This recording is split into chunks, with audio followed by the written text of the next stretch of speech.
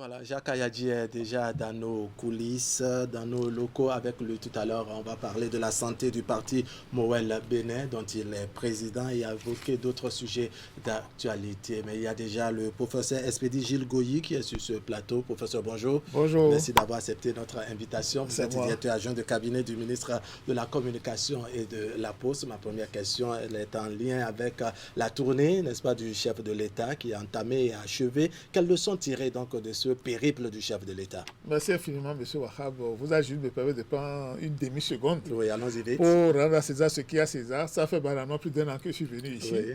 Mais je suis toujours très content d'être avec vous. Merci beaucoup. Parce qu'on a l'habitude de faire du bon travail. Je vais apporter juste une petite nuance. Oui. Je ne suis pas ici en tant que directeur adjoint du cabinet du ministère de la Communication et de la Poste. Je suis ici aujourd'hui comme le représentant du ministre... mon patron, Alain, comme ministre de la Communication de la Poste, c'est lui qui devait être ici et il m'a fait l'honneur de le représenter. Merci bien. Et je finis en disant que nous sommes dans une nouvelle année. Oui. Je souhaite une heureuse année fructueuse à Canal 3 qui fait de l'excellent travail. Merci depuis beaucoup. Nous en sommes honorés. Et je peux vous assurer que c'est déjà une année femme pour Canal 3. Alors, pour répondre à votre question concernant la tournée du chef de l'État, que voulez-vous savoir exactement que vous ne savez pas encore? C'est vous qui posez les questions. Oui, dites-nous tout. Voilà. En fait, la tournée du président Patrice Talon, si elle ne s'était pas imposée, on aurait dû l'inventer. C'est ça. Parce que, comme vous le savez, c'est une première. C'est une première dans l'histoire sociopolitique de notre pays. C'est une innovation, c'est une révolution tout à fait utile et qui gagnerait, dans la mesure du possible, comme le président Patrice Talon lui-même l'a souhaité, qui gagnerait à être constitutionnalisé pour s'imposer d'emblée à la gouvernance de ce pays. Parce que voilà un président... C'est-à-dire l'obligation de reddition de comptes qui n'existait pas. Je ne fais pas offense, paix à son âme. Nous avons connu le président Mathieu Kérékou ici qui a fait 2 mandats 10 ans sans être jamais allé sur le terrain, donc 10 ans. Mais voilà un président, le président Patrice Talon, qui, à la fin de son premier mandat de 5 ans, a jugé nécessaire d'aller rendre compte aux populations devant lesquelles, devant qui il a pris l'engagement de faire ci, de faire ça. Il est bien entendu, tentant comme méticuleux comme on le connaît, il avait un suivi régulier de la situation. Mais appliquant le principe selon lequel la confiance n'exclut pas le contrôle, il a décidé lui-même d'aller toucher du doigt, d'aller voir si les comptes rendus élogieux qu'on lui a fait jusque-là étaient vrais. Il a, et c'est l'autre espoir, il a parcouru les 77 communes de notre pays. Personne n'a jamais vu ça. Et j'ajoute, en voiture, ce n'est pas en hélicoptère, comme on l'a vu dans un... passé récent, en hélicoptère, sans jamais parcourir les 77 communes. Mais lui, il a fait ça par voie terrestre. Par voie terrestre ou par voie fluviale, il faut ajouter. Donc, c'est un exploit. Et c'est à la suite de ce périple, en 2 phases, dans les 77 communes, qu'il s'est rassuré que, ce que mes collaborateurs m'ont dit, je savais qu'ils n'étaient pas des menteurs, mais je suis maintenant totalement rassuré parce que ce sont les populations elles-mêmes qui viennent de me dire, de me confirmer ce que je savais déjà. Et par rapport à ça, je suis tout à fait aise D'accord. Alors, quelles leçons on peut tirer de sinon des actions du chef de l'État, mais surtout de cet exercice de reddition de comptes? Cet exercice de reddition de comptes, comme j'avais commencé par le dire, vise à ancrer définitivement le contrôle citoyen de la bonne gouvernance. Le contrôle citoyen de la bonne gouvernance, parce que comme vous l'avez remarqué, je crois que c'était à l'étape de Ouida, parce que j'ai suivi toutes les étapes de bout en bout, à l'étape de Ouida, où les populations enthousiasmées, à bon droit, voulaient encenser les travaux réalisés par le projet d'asphaltage.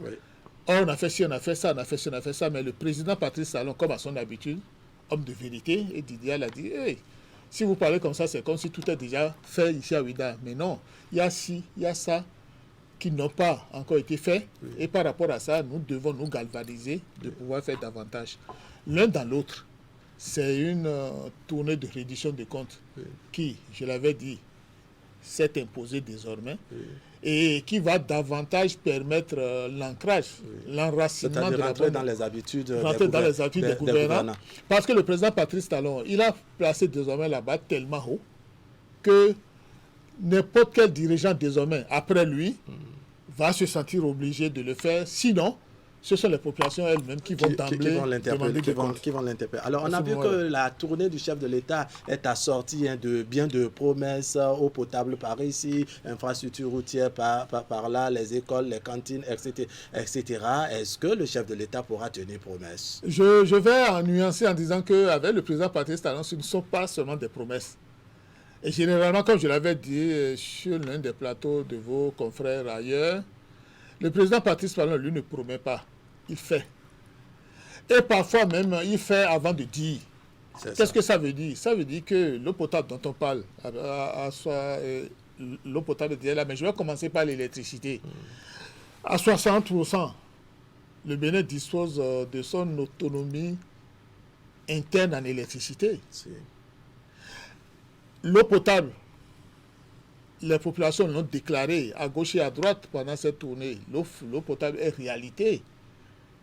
Mais comme le mieux est l'ennemi du bien, les populations ont demandé au président Patrice Talon, qui a vu que ces populations ont totalement raison, les populations ont demandé 100% d'eau potable et 100% d'eau d'électricité. Allant dans le sens du président Patrice Talon, qui avait déjà promis avec Maria Glita l'autonomie énergétique pour la population à 100%, de façon à pouvoir la commercialiser au besoin. On n'a jamais vu ça au Bénin. L'autre innovation, c'est qu'avec le président Patrice Talon, le Bénin est en passe d'être, je vais à peine exagérer, est en passe d'être premier partout. Parce que je dis premier partout en l'Orient du côté du coton. Avant l'arrivée du président Patrice Talon, avant 2016, le coton béninois n'avait jamais atteint 450 000 tonnes. Il fut une rare fois où on avait effleuré là-bas de 415 000 tonnes. Mais depuis 2016, on a eu 454 000, je crois, de tonnes. Et ça n'a jamais cessé de grimper pour caracoler actuellement à plus de 715 000 tonnes, faisant du Bénin le premier pays africain producteur de coton. Oui, c'est vrai que ces 5 dernières années, n'est-ce pas, le Bénin a multiplié des prouesses dans bien de domaines. Est-ce cette raison ou ces éléments qui ont motivé le chef de l'État à annoncer à sa dernière étape à Djohou, n'est-ce pas, qu'il est candidat, c'est-à-dire qu'il faut poursuivre ce qu'il a entamé? Loin de là. Vous savez, le président Patrice Talon, c'est curieux, c'est curieux de voir un Africain, en général, mais un Béninois en particulier, ne pas du tout être accroché au pouvoir. Le président Patrice Talon n'a jamais été accroché au pouvoir politique. Mais il a annoncé qu'il sera candidat pour 5 ans. Il a annoncé qu'il sera encore candidat pour finir ce qu'il a entamé devant les supplications des populations. Moi, j'ai suivi ça dans les 77 communes de façon unanime. Dans un unanimisme parfait, les communautés béninoises ont pratiquement supplié le président Patrice Talon. Ce sont ces doléances, ces supplications qui ont motivé le chef de l'État à se porter candidat. Ce sont ces supplications, ces doléances qui ont motivé le président Patrice Talon à leur rendre honneur à bon droit de faire un second mandat constitutionnel qu'il ne va pas voler. C'est dans son droit de faire un deuxième mandat constitutionnel. D'accord. Alors c'est la fin du suspense, cette déclaration du chef de l'État, mais une certaine classe politique voyait déjà dans les tournées du chef de l'État une forme de campagne, une campagne pour le second mandat. Vous avez la même lecture? Pas du tout. D'abord, je vais dire que le mot suspense n'est pas du tout exagéré. Le mot suspense n'est pas du tout exagéré parce que ce que le président a fait le 15 janvier, l'acte royal que le président Patrice Talon a fait à Djovi, c'était pas évident. C'était pas du tout évident parce que pour certaines personnes, le président Patrice Talon n'était pas parti pour accepter un second mandat présidentiel. Non. Il a fait et il a laissé le soin de juger. Donc ceux qui ont erronément, je dis bien erronément, pensé que le président Patrice Talon était en campagne, c'est faux. Le président Patrice Talon est ce qu'on appelle dans ses prérogatives fonctionnelles. Prérogatives fonctionnelles, c'est quoi? Le président Patrice Talon, dans sa position actuelle, il est chef de l'État, chef de gouvernement, il est président de la République. Il est en exercice. Oui, mais on estime qu'il y a des difficultés, n'est-ce pas, à faire une différence entre le chef de l'État en exercice et le candidat qui est à la quête des suffrages. C'est faux. Le président Patrice Talon, comme je l'ai dit, est en exercice. En tant que tel, partout, dans n'importe quel pays, même aux États-Unis, le président Patrice Talon est exactement dans la situation de l'œuf et de la poule. Hein. Il est dans la situation de l'œuf et de la poule. Est-ce que c'est parce qu'il y a la poule qui a l'œuf ou bien c'est parce que l'œuf est sorti qu'on a vu qu'il y a la poule? Et quelle réponse on trouve à cette question? Les prérogatives fonctionnelles. Les prérogatives fonctionnelles du président de la République qu'il a exercées, comparées aux supputations du candidat potentiel à sa propre élection. Moi, j'ai préféré analyser la situation du point de vue des prérogatives fonctionnelles exercées par le chef de l'État à bon droit, parce qu'il est le président en exercice. Il a le droit, il a toute la plénitude d'aller rendre compte à ses populations, à ses mandats. C'est pour ça que je martèle ici pour dire que le président Patrice Talon est entièrement et totalement dans ses prérogatives fonctionnelles à travers cette tournée de révision de comptes en 2 phases. C'était pas de la pré-campagne. C'est maintenant que la parole a été enfin libérée, le suspense est libéré, le président Patrice Talon nous a libérés, nous autres, parce que je veux faire une confidence. Je suis en contact permanent avec plein de Béninois de l'extérieur, des institutions internationales. Nous avons toujours parlé de ça et nous étions anxieux. Nous étions vraiment frileux. Ne sachant pas quelle réponse donner. Ne sachant quelle réponse donner. Mais dès que la parole a été libérée le 15 janvier, moi personnellement, vous savez, je suis un bon amateur du bon vin. Mais ce 15-là, j'ai sorti 2 bouteilles de bon vin fin de Bordeaux, du vin fin de Bordeaux que j'ai bu à satiété. C'était à la limite une fête. C'était une fête. Alors vous avez dit, le chef de l'État a libéré la parole. Quelle sera la suite? La suite, c'est quoi? La suite, c'est que ça sera la plénitude. Qu'est-ce que j'entends par plénitude? La plénitude, désormais, c'est la consolidation des réformes commencées, ce qui n'est pas facile, parce que les réformes, comme vous le savez, procèdent du superstructurel, des mentalités qui sont très lentes à bouger, contrairement aux infrastructures. Vous savez, en 5 ans, on a fait plein de belles routes. Mais la superstructure, en termes de mentalité, en termes du savoir-faire, du faire des populations, ça évolue très rapidement. Donc il faudra résolument œuvrer pendant ce second mandat à consolider les réformes courageusement entreprises par le président Patrice Talon. Et soit dit en passant, vous le savez, je suis plusieurs fois passé par ici, je l'ai dit. Ce sont ces réformes qui, en 2015, m'ont embarqué, moi, donc depuis 5 ans, ce sont ces réformes qui m'ont embarqué, on est là. Dans la considération des réformes, notamment des réformes phares, dans l'éducation, par exemple, dans le domaine de l'éducation, l'adéquation entre la formation et l'emploi, c'est pour cela que le président Patrice Talon, sans l'avoir annoncé, a déjà commencé par envoyer en formation des formateurs des enseignements, de l'enseignement technique et professionnel. Il a annoncé dernièrement au cours de cette période, de son période, beaucoup de tournées, l'aéroport de Gros-Djiboué, qui va insuffler un dynamisme formidable au développement du Bénin, et le contournement nord de Cotonou. C'est l'opérationnalisation, la dynamisation de la zone franche économique. Bref, la consolidation des acquis, le système partisan qui a suscité beaucoup d'incompréhension, beaucoup d'engouement, ça va se remporter. Système partisan, jusque-là critiqué par une certaine classe politique qui parle d'exclusion. Non, une classe politique qui fait plutôt du dilatoire. Pourquoi? Du dilatoire parce que vous savez, en communication politique, il y a ce qu'on appelle le dilatoire. Quand on manque d'argumentaire, quand on n'a pas d'argument de faire valoir, on fait opposition en termes de dilatoire. On veut critiquer le système partisan aujourd'hui. Le système partisan en cours n'est pas né du jour au lendemain. C'est la législative passée qui a décidé de ce système partisan. Qu'est-ce qui a fait peur? C'est que les gens avaient pensé que, comme dans un passé récent, on décide de faire les choses et on ne les fait pas. Les gens avaient pensé que oui, on va simplement signer un document arrangé au placard. C'est faux. Et qu'est-ce qui fait peur actuellement? C'est l'article 142. C'est l'article 142 avec l'incontournable 10%, l'article 142 qui institue le parrainage et ses articles suivants. les 10%, parce que désormais, là, il faut conférer aux partis politiques son plein pouvoir, oui. La plénitude de ces droits, c'est-à-dire avoir des partis politiques forts. Aux États-Unis, en définitive, il n'y a que 2 partis politiques, les démocrates et les républicains. Il y a des indépendants qui s'agissent de temps en temps aux primaires, mais ils s'effacent rapidement. Oui, c'est vrai, quand donc, on donne ces exemples... Nous voulons des partis nationaux. Oui. Il est grand temps, et le président Patrice Talon l'a commencé, il est grand temps que le Bénin soit placé sur l'orbite des grandes nations politiques, et c'est ce à quoi nous nous appelons résolument. Alors, une certaine classe politique, encore une fois, estime que le parrainage, ça c'est le volet politique, estime que le parrainage inscrit donc dans le code électoral est une manière d'écarter, sinon d'écarter certains pour la présidentielle de 2021, par exemple. Non, il faut qu'on soit sérieux. Et donc on a commencé par être sérieux, il faut que les autres aussi commencent par être sérieux. Ah ouais. Comme j'ai commencé par Pensez-vous qu'ils sont en retard? Ils sont très en retard, ils font du dilatoire, je l'ai dit. Ils savent très bien que ce qu'ils sont en train de dire ne tient pas la route. C'est du dilatoire.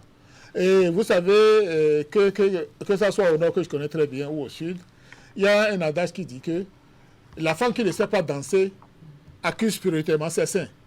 Soit là, les seins trop longs, ou bien des seins trop petits, qui l'empêchent de danser. C'est exactement la situation dans laquelle nous sommes. Voilà une certaine opposition qui est en perte d'argumentaire, c'est-à-dire en perte d'argument, et qui veut noyer le poisson. Non. Nous avons dépassé ça. Et le peuple béninois est désormais vigilant par rapport à ces objecteurs de conscience qui ne doivent pas l'être, parce qu'on les a vus à l'œuvre. On sait ce qu'ils sont, on sait d'où ils sont venus, ce qu'ils font. Par rapport à ça, non, on est serein par rapport à la consolidation. Est-ce que les nombreuses attaques de l'opposition à l'encontre donc du régime en place vous paraissent fondées? Non, c'est ce que je dis. On cite entre autres la démocratie qui est en berne, de nombreux exilés de part et d'autre, la fermeture de certaines entreprises. Non, vous voyez que j'ai ri franchement, non? J'ai ri franchement, mais c'est de tristesse. J'ai ri de tristesse parce que ce n'est pas bien ce que nos amis d'en face font. C'est du dilatoire, comme je l'ai dit là, je me répète. Quelle démocratie est menacée au Bénin? Quelle démocratie est menacée? Si la démocratie... On parle d'une démocratie chèrement acquise à la conférence nationale de 1990. Mais ces 5 dernières années, en tout cas selon l'opposition, la démocratie béninoise ne se porte pas bien. C'est ce que je dis. Et les gens font pathétiquement référence à la conférence nationale. La conférence nationale, c'est 31 ans déjà. Ça fait plus d'une génération. Une génération en démographie, c'est 25 ans. Ça fait plus d'une génération. Nous devons avancer. Et résolument, comme eux sont attachés à cette constitution, nous aussi, nous sommes attachés à la constitution de 1990. Parce que c'est cette constitution de 1990 qui est toujours en cours. On n'a pas une nouvelle constitution. Malgré les retouches apportées en 2019. Ce ne sont que des amendements. Prenez la constitution des États-Unis. Il y a des centaines d'amendements. Ce n'était qu'un toilettage pour donner à cette constitution, à laquelle ils tiennent beaucoup, toute sa vigueur. Donc, dire que on veut restaurer la démocratie. La question que j'ai toujours posée, il veut restaurer quelle démocratie? La démocratie Nescafé qui ne nourrit pas son homme, et ils l'ont déclaré eux-mêmes. On n'a pas besoin de cette démocratie Nescafé. Et justement, c'est parce qu'il y a la démocratie au Bénin qu'ils ont la possibilité, qu'ils ont le loisir, qu'ils ont la liberté dont ils abusent pour dire ce qu'ils racontent. Par rapport à ça, on parle d'assise nationale. Une quelconque assise nationale est hors sujet, c'est hors de propos parce que les contextes sont sociologiquement différents. Que les années 90. Il y a 31 ans, le contexte n'était pas celui-ci. Moi, je peux vous assurer, parce que je suis ton grand frère. Oui, ça c'est non négociable. Il y a 31 ans, nous, on est resté 8 à 9 mois sans salaire. Aujourd'hui, au plus tard, le 19 du mois, le salaire est versé. Je mets n'importe quel travailleur au défi de me contredire.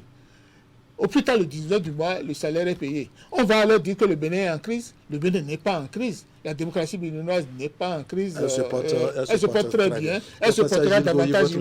Elle se portera même davantage avec le second mandat que le président Patrice Talon a bien voulu nous offrir.